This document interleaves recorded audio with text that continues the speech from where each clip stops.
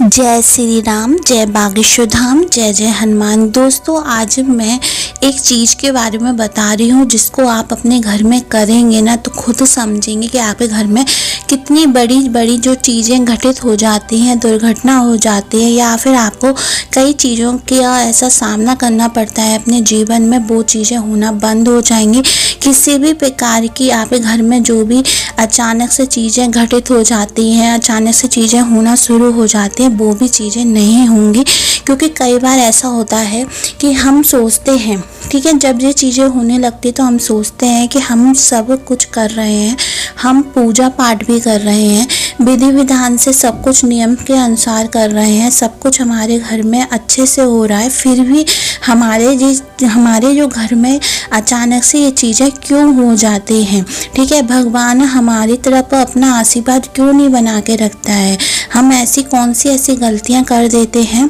जिसका सामना हमें कहीं ना कहीं अपने जीवन में सब कुछ करने के बाद भी देखने को मिलता है और हम उसका सामना करते हैं, परेशान हो जाते हैं, कई बार तो इतने दुखी हो जाते हैं कि डिप्रेशन का शिकार बन जाते हैं। और कई बार ऐसा होता है कि हमारा पूरा का पूरा जो पैसा है, हम इतनी मेहनत से इतने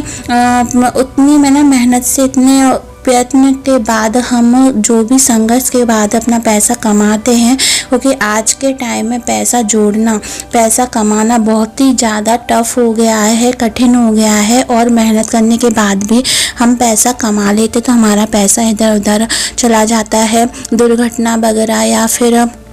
बोल सकते कि दुख बीमारी में, दवाइयों में, हॉस्पिटलों में चला जाता है। घर में एक के बाद एक अनहोनी होती रहती है, एक के बाद एक कोई ना कोई बीमार बना रहता है और पूरा का पूरा पैसा इधर उधर चला जा सकता है। हो सकता है कि आपके घर में कोई निगेटिविटी हो, कोई ऐसी नकारात्मक ऊर्जा हो जिसने ये सब चीज़ें कराती हो और आपका जो माइंड है, जो दिमाग है, इस तरीके का कर देते हैं कि आप गलत जगह पैसा इन्वेस्ट कर देते हैं। आपके घर में कुछ भी मांगलिक कार्य नहीं हो सकते। यदि आपके बच्चों की शादी की एज हो चुकी है, आपके बच्चों की उम्र हो चुकी है, फिर भी आपके घर में कोई भी शुभ काम नहीं हो रहा है, आपके बच्चों की शादी में बहुत सारी दिक्कतें आ रही है, समस्या आ रही है, बनती बनती बात अचानक से बंद हो जाती है, कहीं पे भी बात बनती नहीं है, तो ऐसे में बच्चे के साथ साथ माता पिता भी टेंशन में आ जाते हैं, पूरे परिवार का माहौल एकदम बेकार सा हो जाता है, अशांति भरा हो जाता है। तो इन सब चीज़ों से उभरने के लिए कहते हैं, पुराने हमारे शास्त्रों में लिखा है, वास्तु शास्त्र के अनुसार भी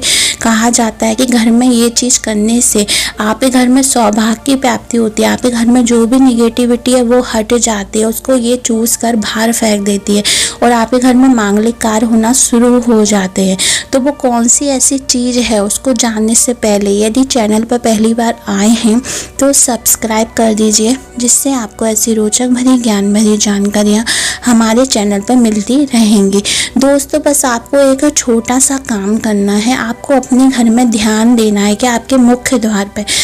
द्वार से ही नेगेटिविटी आती है, मुख्य द्वार से ही सकारात्मक ऊर्जा आती है। ठीक है, तो उस द्वार पर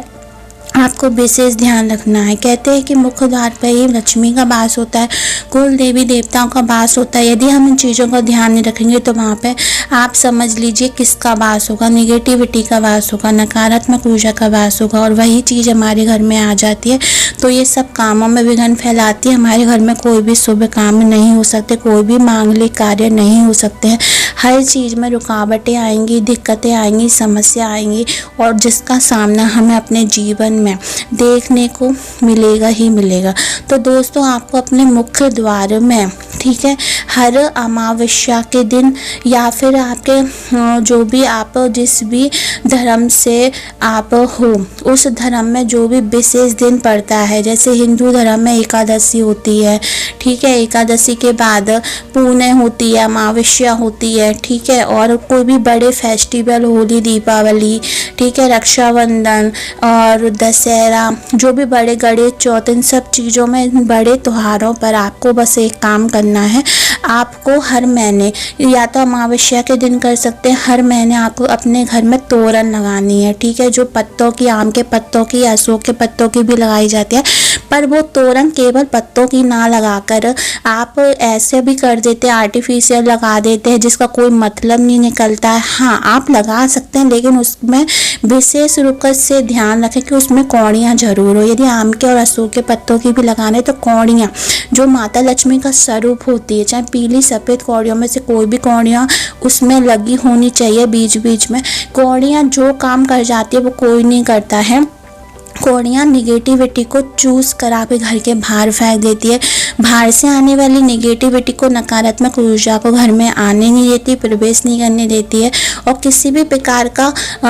दोष बन रहा है ना वो भी हटा देती है। तो आप ज़रूर हर जो वही महीने में अमावस्या आए या कोई विशेष दिन आए, एकादशी वगैरह कोई भी त्यौहार बड़ा पड़ रहा है तो उस दिन ये काम आप पुरानी हटा के नहीं लगा सकते, पर कौड़ियाँ जरूर हो। नई भी ऐसी आ रही हैं तो आप खुद उसमें कौड़ियाँ लगा दें, ठीक है। ऐसा करने से आपके घर में कभी भी निगेटिविटी नहीं आएगी, नकारात्मक ऊर्जा नहीं आएगी, कोई भी मांगलिक कार्य रुकावट बन रही है तो वो हट जाएगी और आपके घर में मंगल ही मंगल होगा। करके देखें, ये चीज़ें बहुत कारगर होती है, क्योंकि पुराने ज़माने में हमारे पूर्वजन, हमारे शास्त्रों में ऐसे ही नहीं बताया जाता, वास्तु शास्त्र के अनुसार भी ये चीज़ें बड़ी कारगर होती हैं। तो दोस्तों, ऐसी रोचक भरी ज्ञान भरी जानकारी के लिए हमारे शिव गुरु की कृपा को सब्सक्राइब करें, लाइक करें और कमेंट में जय भागेश्वर धाम हर हर महादेव जरूर लिखें। धन्यवाद दोस्तों।